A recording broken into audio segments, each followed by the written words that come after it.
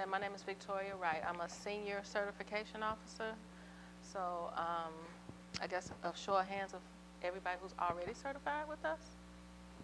Great, everybody's certified. Wasn't that the greatest process? You just loved it, didn't you? So this is basically what you can do with your certification and how you should use it now. So I'm just going to go over some of the most important things that I have found. I have done marketing and outreach for procurement services, and I've done a lot of events, and so I've been able to be out and talk to a lot of the people who are just like you, who just got their certification or who are still looking to pick up business. So one of the biggest things that you can do is market yourself with your MBE or WBE or DBE certification. If you're not DBE, basically DBE is the federal program, and it's usually used at the airports on federal contracts. So the MBE and WBE is a local program. So DBE, if you're interested in DBE, that application is free. It's basically the same documents, but that's a totally different. Is anybody DBE? Okay, so that's the difference between the DBE and the M&W. But I always tell people to market and advertise your business. You have to build relationships. You have to network and attend contract and business events. So we do at least 2 big events every year. One is our construction summit. So if you do anything, in the construction industry, it doesn't have to be construction. You could put up fences, you could do cleaning, anything in that area. I definitely recommend that you attend the construction summit. And then we have a vendor fair in May, either in May or June, that basically covers anything we sell and anything that our sister agencies sell. We have, last year I think we had over 100 exhibitors at our vendor fair. And basically it's everybody talking about what kind of contracts they're gonna have coming out. I always tell people, even when you come to these events, don't just talk to the people at the table, talk to the people in the room. So just like you all are in this room, you need to pass out your cards to other people because you never know where your opportunity is going to come from. Is it going to come from an agency, or is it going to come from another business that might need you to help them do one contract? Okay. So your goal is always to get a face-to-face meeting. So even if you go to these events and you talk to somebody at another agency or our agency, who can you talk to face-to-face? Now with the city and the government, it might not always help to get a face-to-face, but at least if it's somebody you can talk to, just if you have a question, even if that's just the information you get, who can I contact if I have a question? You want to know that. But if it's actually a prime contractor, you need to get a face-to-face because you want to sit down and talk to that person and tell them about yourself, tell them about what you do, because a lot of times I hear that primes use the same subs all the time. Well, they can't hire you if they don't know you. So what you want to do is to get a face-to-face with them.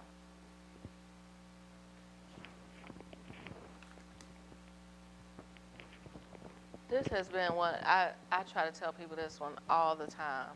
Have a good, I'm not even going to say that, a great business card. Because I get so many business cards when I go out. But then when I come back to the office and I look at them, if I can't tell what you do when I look at your business card, what do you think happens to that business card? It goes in the garbage. Because if you just have, and it's amazing how many people just have a card with maybe their name on it, the company name on it, phone number, address. But if I can't tell what your company does, how can I refer back to that card? You name your company after your daughter. Your daughter don't mean that you clean carpets or that you're a landscaper. So if I can't tell what you do from your card, that's a problem. Another thing that many established companies has is a capability statement. And today, that's why I don't always give out the handout, but I wanted to, because a lot of people don't really understand what a capability statement is. So it's basically everything that you can do.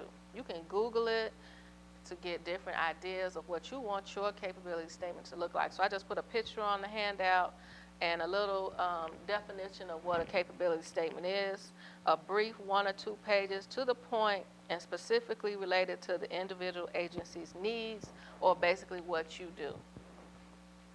Visually interesting. So you want to catch people's attention with your capability statement. And I always tell people it could be a one-pager.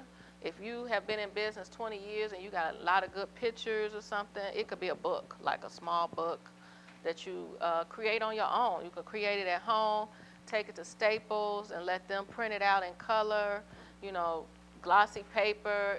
If you can't afford all that, just do regular paper. But it's good to have a capability statement when you're talking to primes and other businesses that you want to get their attention. Capability statements are as unique as the company. Your capability statement should reflect your business and specific capabilities. So like I tell people, Google it, find out, you know, what kind of style you want on your capability statement, but it always helps to have one. Even when you come to our events, because when the people are sitting at the table and you're explaining it to them, but later on it's good to have something for them to refer back to. Or if you get an actual face-to-face meeting, you're going to want to pass out that capability statement. So make sure you utilize all of your resources. These workshops, procurement has over 15 different workshops. There's a different workshop every Wednesday. Another agency that has excellent workshops is Business Affairs and Consumer Protection. They're in this building on the 8th floor. But their workshops are more how to build your business, how to do a marketing plan, how to do a business plan. People who are not used to using social media, they have a class to show you how to use social media. If you're interested in a food truck, they have all the things that you need for a food truck. More importantly, BACP is where you go for your license. So any kind of license that you need to run a business, you go to BACP. But they have excellent workshops, so they are a resource. And another thing that they're working on is small business loans. So even though you might say, hey, I'm already certified, I already know how to run a business, you might need some money to buy some furniture, or you might need some money to get a new location. So they have different programs for different types of business loans. Check websites, sign up for online notifications, and attend workshops. So I think Millie talked about our DPS alert. Does everybody get DPS alerts now? Okay, so you all already know DPS alerts come out every Monday, and it has the bid opportunity list. That is the biggest thing that you're looking for on Mondays. But we usually also try to send something on Wednesday or Friday. We try not to bombard you with a lot of emails, but it's the best way to keep on top of what's going on in procurement. And we also share information that's going on with our sister agencies or other agencies that might be having an event. So I definitely 100% recommend signing up for DPS alerts. Now the other thing is, if you're in our bid opportunity list, we post information about pre-bid meetings. So if you're anything in the construction field, attend a pre-bid meeting. Okay, even if it's a $2 million contract and you don't think that you can handle a $2 million contract, the people who can come to those meetings. So that's a good chance for you to network. So that's another networking opportunity for you to pass out your business card, your capability statement, meet with those people, listen to the questions. Now, just in case you want to bid on something, listen to the questions that other people are asking, because guess what? Those answers are going to help you too. So you might not necessarily know the right questions to ask, but there's probably somebody in the room who does. So you want to be at the pre-bid meeting so that you can hear, first of all, find out who your competition is, and find out what kind of questions are being asked that could help you just in case you want to bid as well. I'm not going to go over it in this class, but we have a class that's called,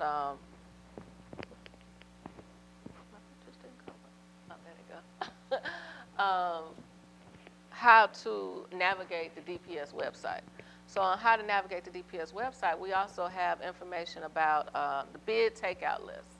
So every time you come to this room to take out a bid, we ask for a business card. We do that so that you don't even have to come down here to find out who took out the bid.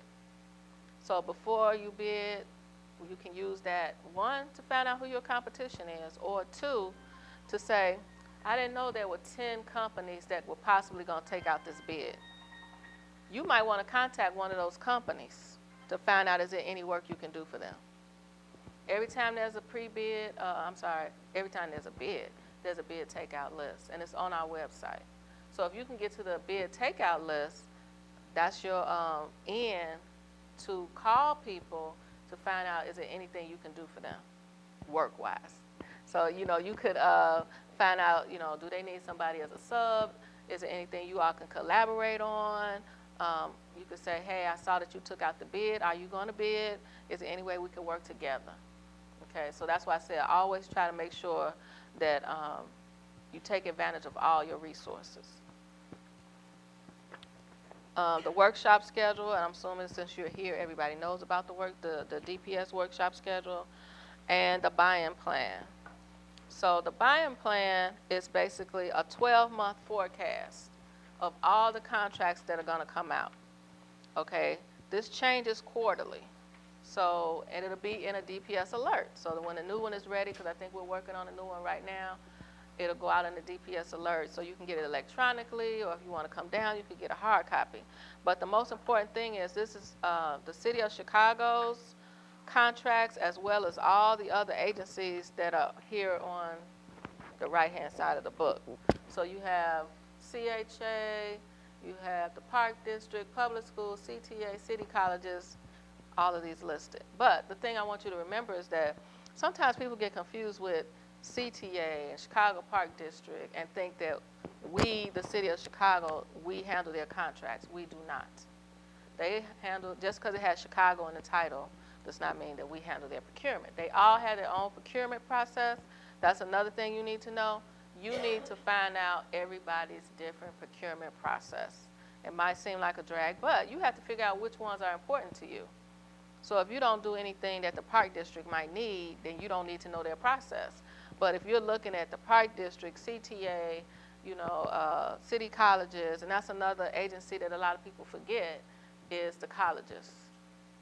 You should always be checking their websites to see what is their procurement process and what do they have available for you.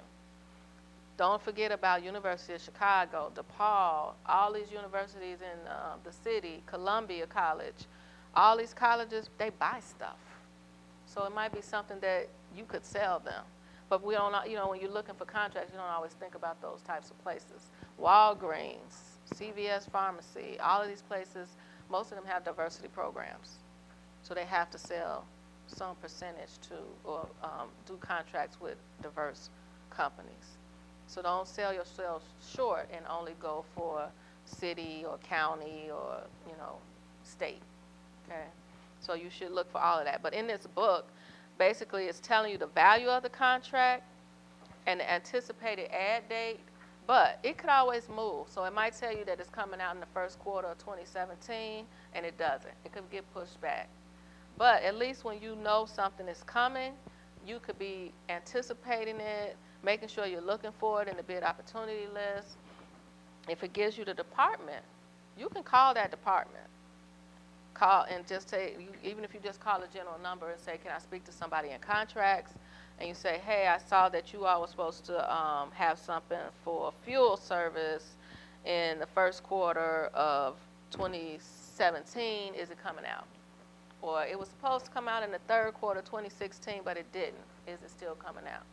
The other thing you can do on our website, on the top of a page, there's an icon that says, I think it says contracts or city contracts.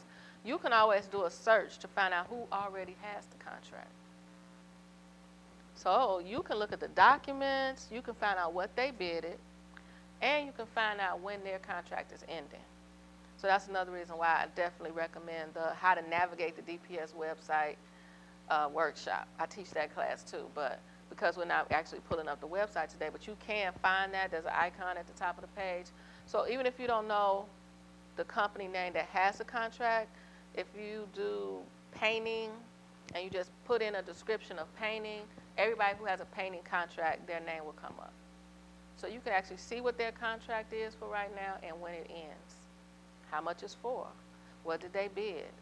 Because that'll help you with your competition. So whenever that contract is about to end, you could be like, okay, are they going to open this back up for bid? Could I possibly, call this company and find out, can I work with this company? Do they need any subs on these jobs? So that's all to your advantage. And so you use the buy-in plan to go through each agency each quarter to see if there's something in here that you could possibly do. Now, another thing is, you don't have to be certified to bid on something. I don't want you all to get confused and say, well, I'm certified now, I can bid. But you can bid as a sub.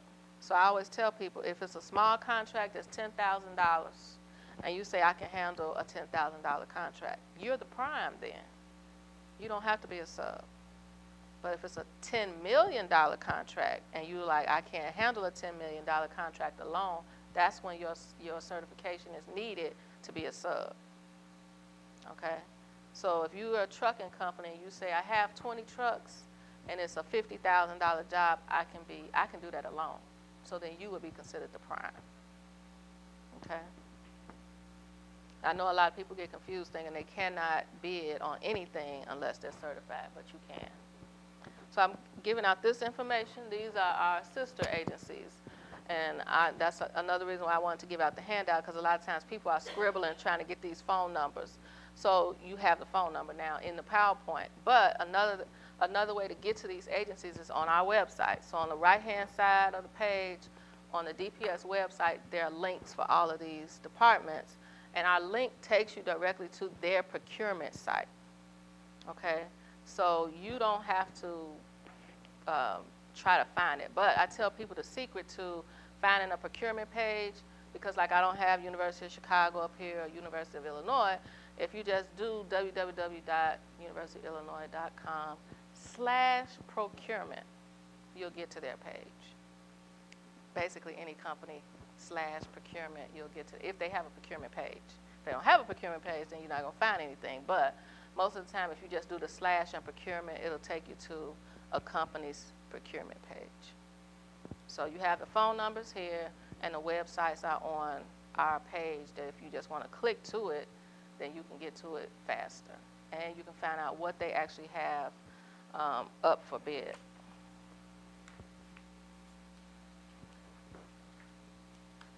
And I'm sure all of these agencies have alerts.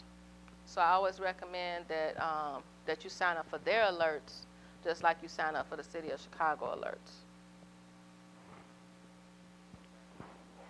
Utilize your assist agency. So that is this form that I passed out. So basically an assist agency, for us, these are agencies that get information from us.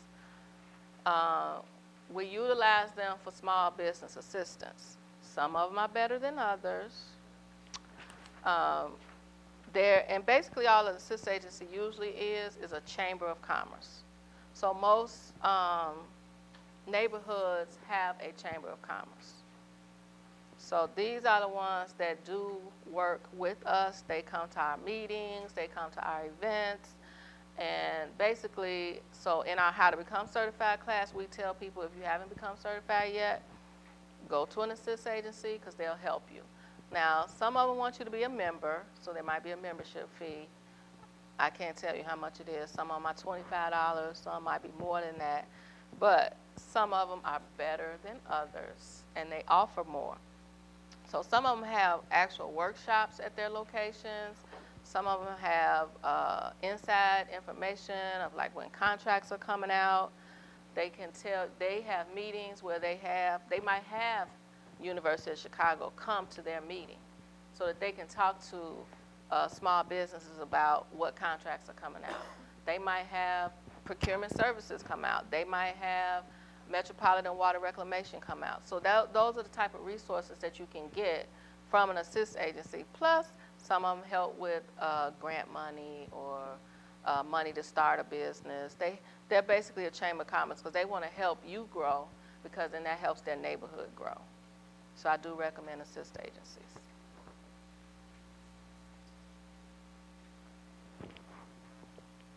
So if you have not ever bid on anything yet, the most important thing to do is to read the instructions carefully. Because if you miss one thing, if you go through 30 steps and miss one thing, your bid is just out. Okay? We understand that government solicitations for bids, proposals, and qualifications contain a lot of information, and may have mandatory forms to complete. However, non-responsive bids must be rejected. Rejected bids increase the cost of work to the city and may result in your firm not getting the contract. So I always tell people, if it tells you to be here at 11 o'clock with that bid, make sure you're here at 11 o'clock, because this is where we accept them, and at 11:01 it's too late. They're not going to take it. 4:30 and you get here at 4:31, they're not going to take it. So always read all the instructions. If it says that you need to be certified, make sure your certification letter is in there, okay?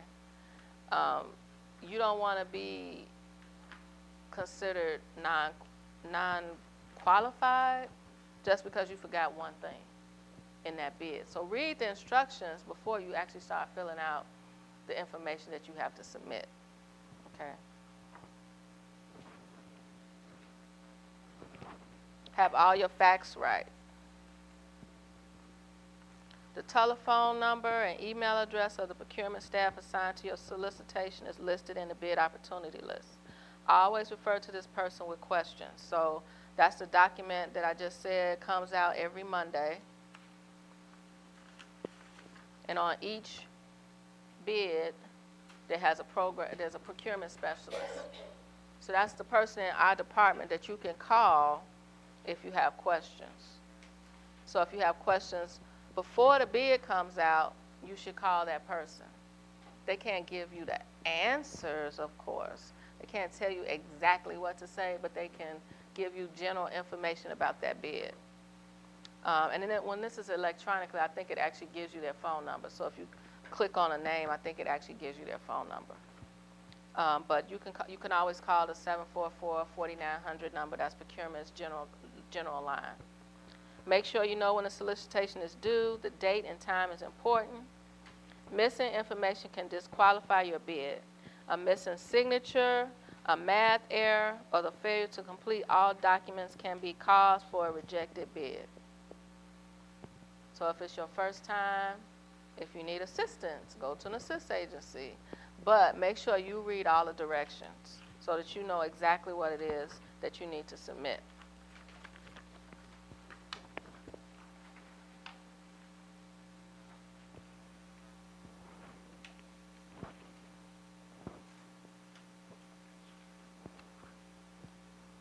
So be familiar with ordinances. So the Department of Procurement Services has several ordinances to help small businesses to win a bid, basically. I'm not going to read all of them, but I did put several of them in the PowerPoint for you to go over. And we have a one-page document that goes over most of our ordinances that help small businesses. So basically, if you have energy efficient cars, that helps. If you're a veteran, that helps. If you get into an MBE, WBE mentorship program with another company, that helps. So I don't want, because I could stand here and probably talk about ordinances for another 2 hours, and then we have a class for that. We do have a class where we actually let people come in and ask questions about the ordinances. But if this document is on our website, and then I gave a description for the most used ordinances in your PowerPoint. So the Small Business Initiative, Diversity Credit Program, Project Area Residence. So now a lot of our contractors in the neighborhood have to hire from the neighborhood. So the subs on a job have to come from that neighborhood, okay? Alternatively powered vehicles, if you have vehicles that you use on a regular basis and you buy fuel efficient vehicles, you can put that in your bid information. That can help you. Like I said, the Mentor Protege program, and we try to get, especially people in construction. So if you're a smaller construction company and you can find a larger construction company that's willing to mentor you, they get credit for mentoring you, and then you get a possible opportunity of being their sub. The only thing is you have to find the company that's willing to mentor you. So we don't put anybody together, but I'm going to give you the secret is attend the construction summit, because we plan on having all the bigger construction companies at the construction summit. I think they're planning it for January, end of January or February. That's a good place to meet larger construction companies. Another agency with the city of Chicago is aviation. So even though aviation is a part of the city of Chicago, they do their own vendor fairs. They usually have their vendor fairs at UIC. If you go to Fly Chicago, don't quote, I'm not sure if it's flychicago.com or flychicago.org, but they have vendor fairs where they definitely have their primes come. So they actually set up tables for their primes because there's always some type of job going on at the airport. Something is always being built at the airport. So their primes are there. They tell you what jobs they have available. They tell you the value of the contracts. They tell you what the subs need to, who the subs are and what the subs need to be. And then you have one-on-one conversations with those primes at their vendor fairs. So I know they always have them at UIC. I'm just not sure the date of the next one. They do at least 3 or 4 a year. So that's a good place to go to meet subs, especially if you're in the contract construction industry.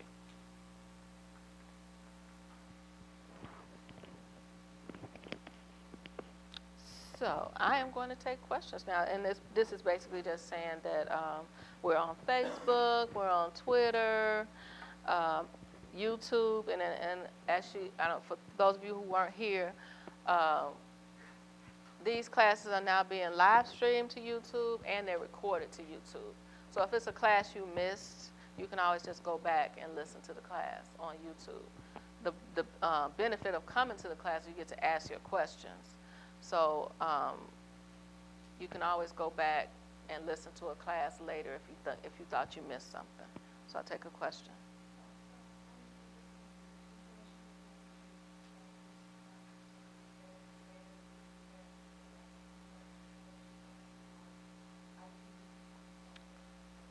So you want to know about mentor protege programs for IT companies.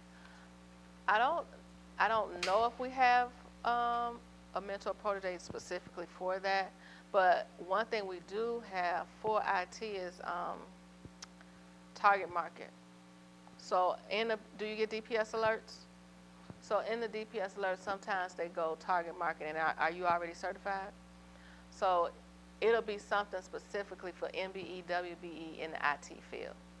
So when the target market comes out, you have to do the research, find out what companies already have contracts with us, and then you can go directly to them and say, this is what I can do.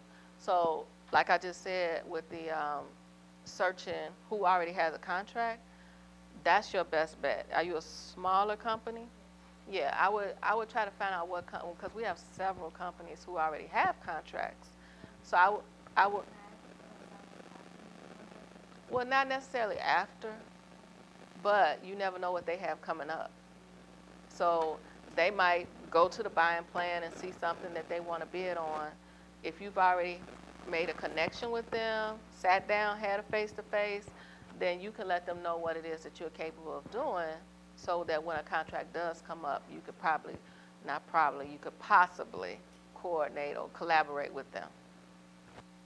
So and a lot of things for IT come up all the time. Yeah, so for IT, I would definitely search all the companies that are already on contracts with the city. And not just with the city, with the county, with the state, all of the universities, there's so many opportunities in IT that people already have contracts that you want to get a face-to-face. Any other questions? Departments or things like the law division, is that grouped under City of Chicago for purchasing? Yes. Okay. What do you do? We do videotape depositions and we do trial technology. We never see anything for that. I haven't seen it in a buying plan, but it doesn't hurt to call to find out, is there anything that you could do? And if they don't have anything, they can let you know how to get in or if the city even contracts for that. But you could also do a search, the same search that I was saying for the contracts. Type in what you do and see if there's any contract available. Okay. Have you been on our website? Yeah. Yeah, so at the top of the page I think it's like 8 icons, and one is contracts. And I would just put in what you do and see what comes up. And I'll give you everybody my phone number. I'm usually better to reach by email. Maybe I'll give you my email because I'll answer the email way faster than I'll answer the phone. And then if you want me to, I can shoot you the link or something that you can look for it if you can. But my email is Victoria.Wright, W-R-I-G-H-T, at cityofchicago.org.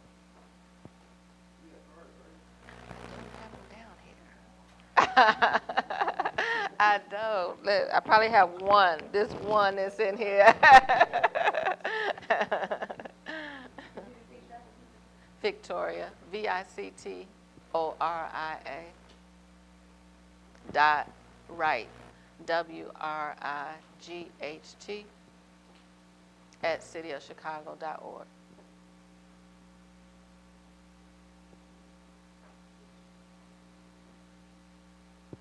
Any other questions?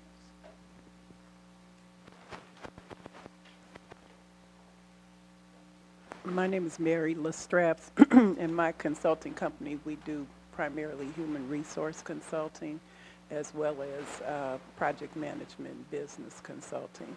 So my question is, are there many professional services contracts that would apply, or would I do the same thing that you told the IT individual, just try to find out by searching I by would do the industry? search.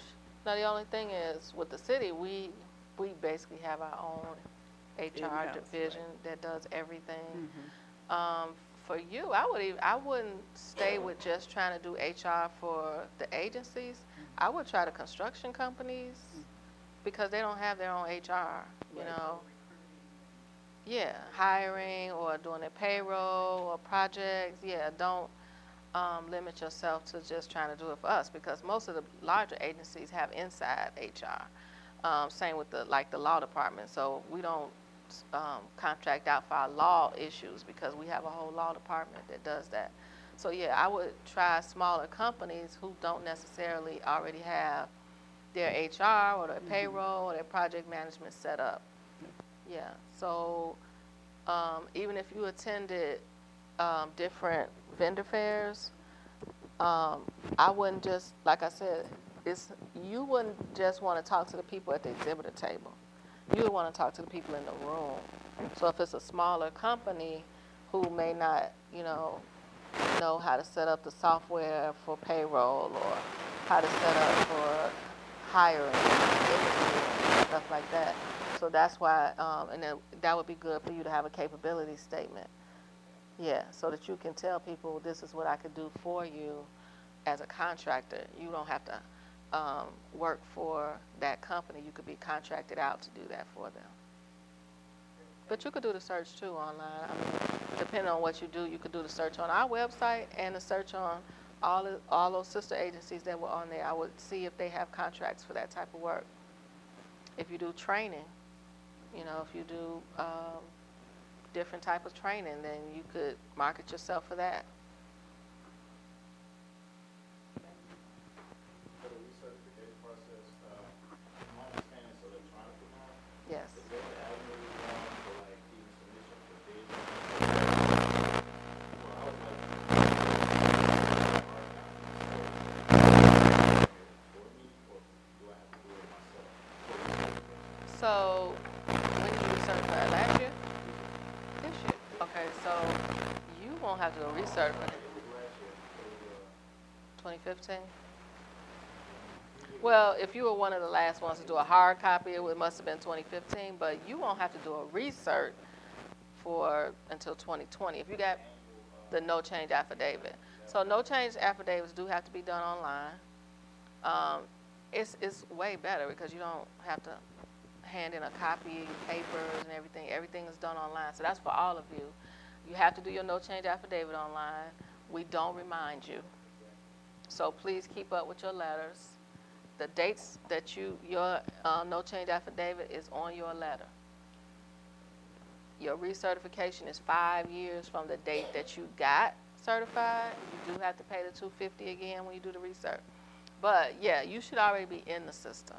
So even if you did a hard copy, we have you already in the system because now you're in our database. So what do you do?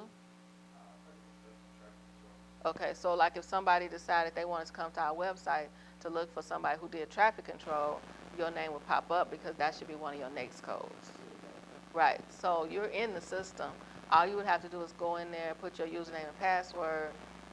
You would say, you're gonna say apply for certification. You're not applying, but then it's gonna give you, once you get in, it's gonna tell you what do you wanna do. Do you wanna do a no change affidavit or a research? So you would just hit no change affidavit. It is about to go electronic.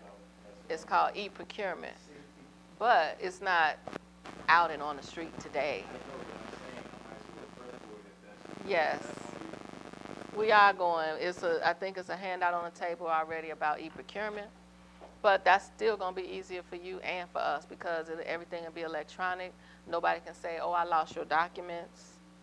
Everything is electronic and it's secure, so you don't have to worry about who's going to see my documents or my documents out in space. Everything is secure.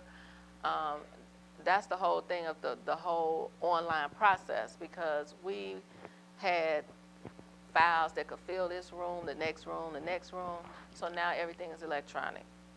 I think it's, even when we do the how to become certified class, I tell people, you should have your documents electronically anyway, because what if something happens, you lose everything if everything's on paper. So scan everything if you can so that you don't have that paper. Put it on a flash drive, or do people still use DVDs? But at least put it on a flash drive. It keeps you organized. So, because sometimes sometimes older people are afraid of scanning documents, or they don't know how to do it. You can take your documents to Staples or one of these places. They'll scan them for you and put them on the flash drive. So you need to keep up with your tax documents, your licenses. You should keep up with that, because even with your certification, when you need to do your research, we're going to ask you for all of that. So you might as well have it scanned and ready. Keep up with your state license, because that's something we check every year. I do process no change affidavits, and when I go in the system and somebody's state license is not active or it's been dissolved because you haven't kept up with it, your certification is on hold until you get that state license back active. So the state license should say active when we go in the system, not dissolved and not in good standing. So those are all things you have to, keep up with as a business owner. So, yeah, I recommend the online, and I recommend keeping up with your documents electronically.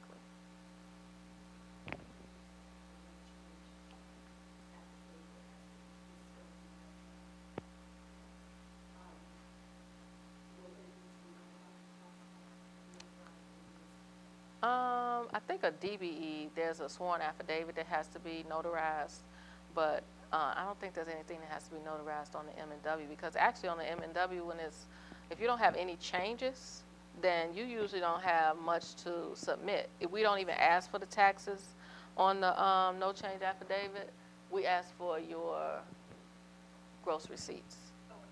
So on a no change affidavit, you're going to give us the gross receipts, but you don't have to give us the tax document. Now, if we find something that don't look right, then we might ask for more documents, and we might actually ask for the documents. But if you're not construction, okay, if you're construction, if you have, well, depending on what your code is. If your code starts with 238 or 237, no, so you probably don't. But if you're construction, you have to do a P&W, which is a personal net worth statement. And you have to do that every year. So as long as you don't have a construction code, you don't have to submit a P&W. And this is for M&W. You don't have to submit your taxes. You don't do that until the next year, the 5th year, or if we see something that doesn't look right, and then we might ask for something else. Is everybody here? Because more people came in. Is everybody already certified? Everybody? You already certified? Okay.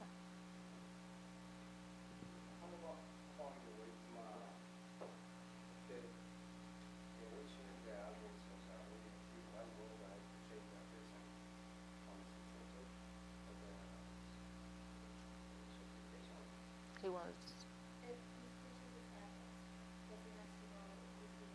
to tell us. Oh, no, no, no, no, no. If you change your address, we need to know.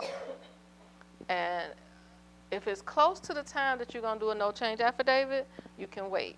But if you just got certified 2 weeks ago and then you moved 1 week ago and you don't do a no change affidavit to next year, then yes, you should submit something to, you need to submit a lease or a rental agreement wherever you move to.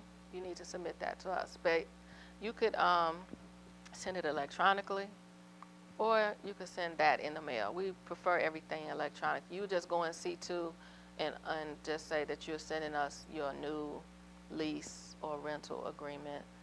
If you're doing a no change affidavit in 2 or 3 months, you can wait until you do the no change affidavit.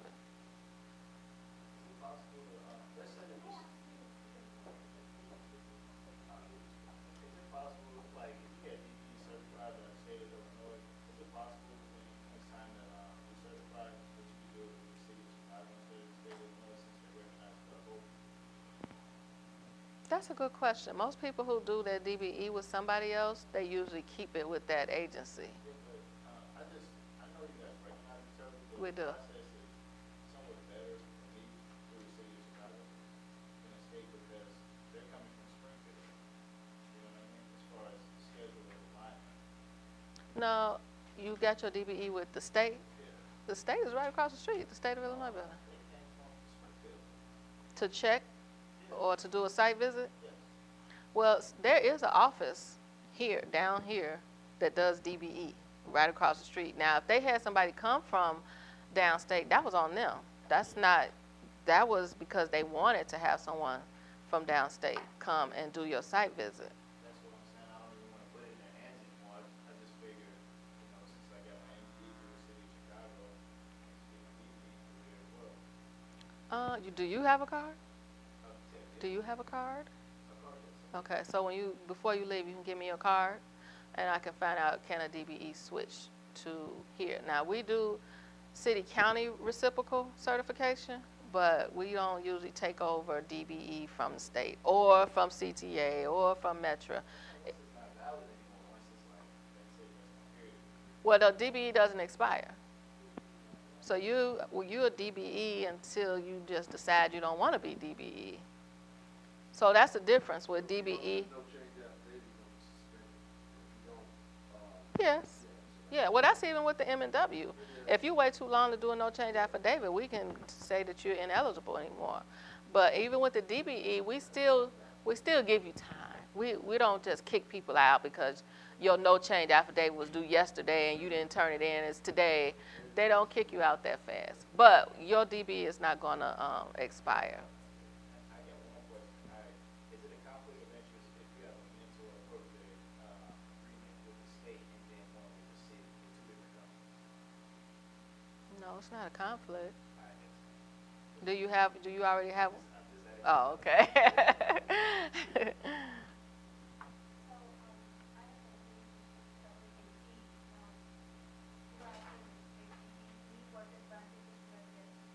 DBE and ACDBE are federal programs, so those are federal contracts. So like the state, Metro, CTA, those are federal programs, federal agencies that accept the DBE.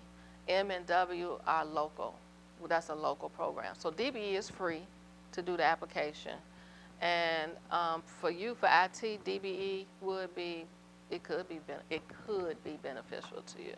Yeah, and it's free, and it's basically the same documents. We do a workshop on DBE as well. I think we have one more this year, but it's free. So if you wanted if you wanted to apply for the DBE, it could help you.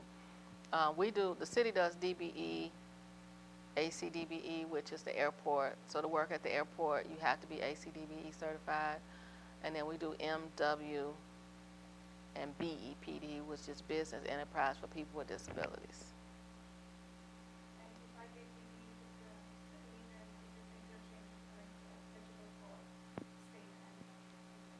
The state, Metro, CTA, yeah, those agencies. I think yeah, you could check the federal contracts to see if they need DBE, but the state is basically federal, so yeah. So yeah, that would help you be able to expand into those areas of contracts.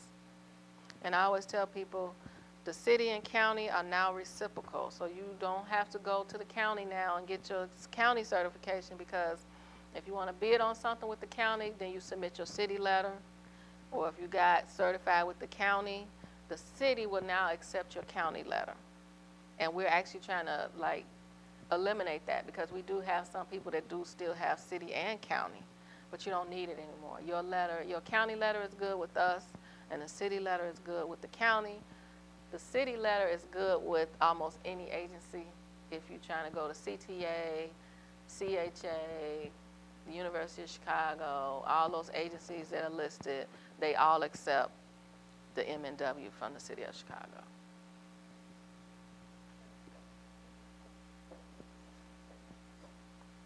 So, is it to your benefit to go and get certified with all of these different agencies? Well, now that is up to you.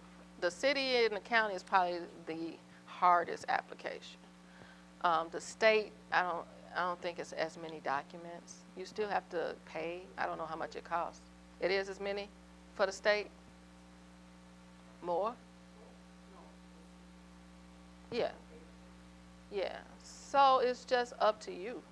We don't, if you don't think you're ever going to do a state contract or try to get a state contract, then we can't tell you if you should go get the state certification. The one thing that some people do to me is they go get the Women in Business Development Center or the Minority Supplier Diversity certification. We don't take those, and they charge you for those. So it's good for networking.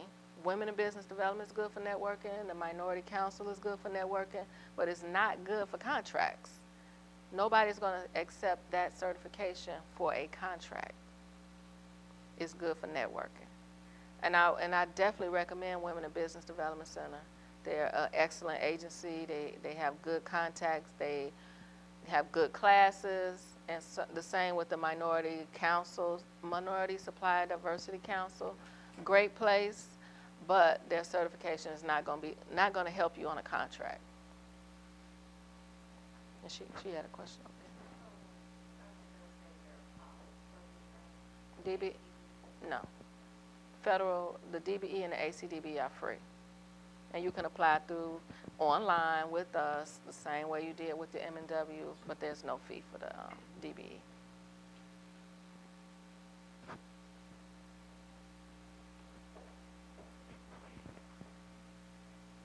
So this is the phone number that I said, 4900. You can call, you can ask questions. If I don't know if you all are newly certified, but if you have questions before it's time for you to do your no change affidavit, call and ask. Anybody can help you online. If it's time for your recertification, you can,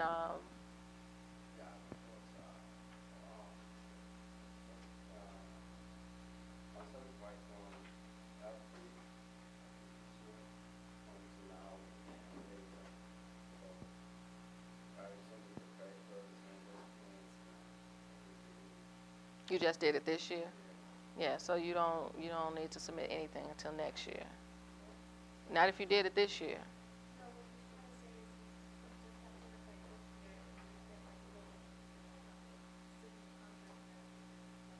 What do you do?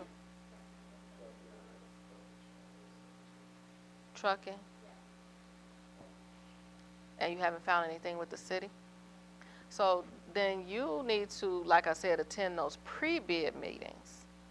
So if there's a construction job coming up, the pre-bid meeting, those primes are going to be there. They're the ones that need the trucks or trucking or truckers. Landscapers might need trucks. The universities might need trucks for something. So you might not be the prime, or you might not be looking for a trucking contract. You might be looking for somebody else who needs a truck on their job. You know what I mean? So you want to attend the pre-bid meetings so that you can find out who's in the room and find out, do they need trucks? Do they need trucks to move dirt? I don't know what you move, but Do they need trucks to move dirt? Do they need trucks to move gravel? You know, depends on what needs to be moved and what you can move. Oil companies might need trucks. You have to check the bid opportunity list. So it's usually, if there's something in here for construction, there's a pre-bid meeting. And the pre-bid meeting is usually a week before or 2 weeks before the bid is due, because it gives you the opportunity to come and ask questions. So that's why the pre-bid meeting is always before the bid is actually due.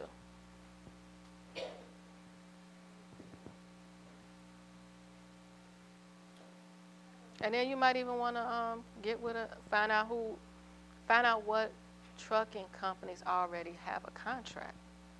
Because say they need 30 trucks, but they only got 10, then you can find out, can you collaborate and give them 5 or 10 more to finish a job. So don't always look for the whole job or the whole pie. You might just want a little piece of the pie. Little piece might be $20,000 or $50,000. You don't always have to look for the $1 million one. Okay.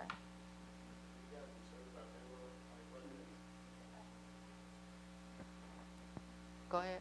Certified payroll? Yes, for the city of Chicago, you have to have certified payrolls. Yes. Yes, that's in compliance. So we have a whole nother class that teaches compliance and talks about certified payrolls, talks about the union, stuff like that, and using your subs and making sure that your subs get paid. So if you are a sub and you're not getting paid, you can call our office to report a prime that's not paying you. So you can, that's a whole other class, because I don't teach compliance, but yeah, they do expect certified payrolls.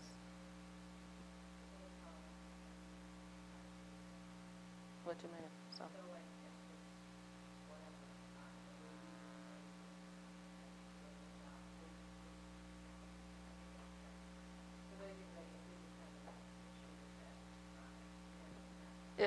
if you're having an issue with a prime that's on a city job, yes, you can call our office. If it's not a city job, we can't do anything about that because we're not governing that job. But I'm not sure who you would call other than the Better Business Bureau to say that they're not paying you or stop working. Stop working for them.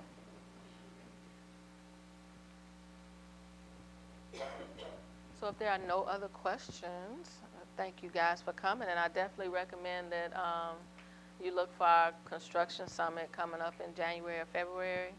And like I said, it's a great networking time, and if you, depending on, it sounds like everybody in this room could probably even look up the Fly Chicago to do work at the airport.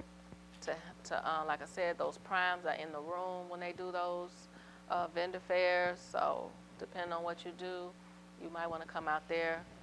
Yes. Is there any correlation between budget versus when a lot of contracts are let or go out to bid? I'm gonna say no, because our budget is about to be approved like in the next week or two. But if you look in the buying plan, the bids come out all year. Now, basically what it's based on is that department. So they project the year, whatever. Yes. So we, as the procurement department, we don't tell them when to put out their bid. They decide when to put out their bid, and then they contact us and say this is ready to go out for bid. So that's why I said, even in the book, if it says first quarter, okay, so we got the fourth quarter coming up right now, fourth quarter 2016, and it doesn't come up, it's not because procurement wasn't ready, it's probably because that department wasn't ready. So then it is okay for you to contact that department to find out, hey, in the buying plan it says you're going to have graphic design and it didn't come out. Can you tell me when I should look for it? And you could do any agency that way. Any agency that's even in this book, if it says a certain time and then it doesn't come, you can call and ask. They might not know the exact answer, but they could say, hey, something happened, we're going to wait to the third quarter. So I'm going to thank everybody for coming. And if I'm being around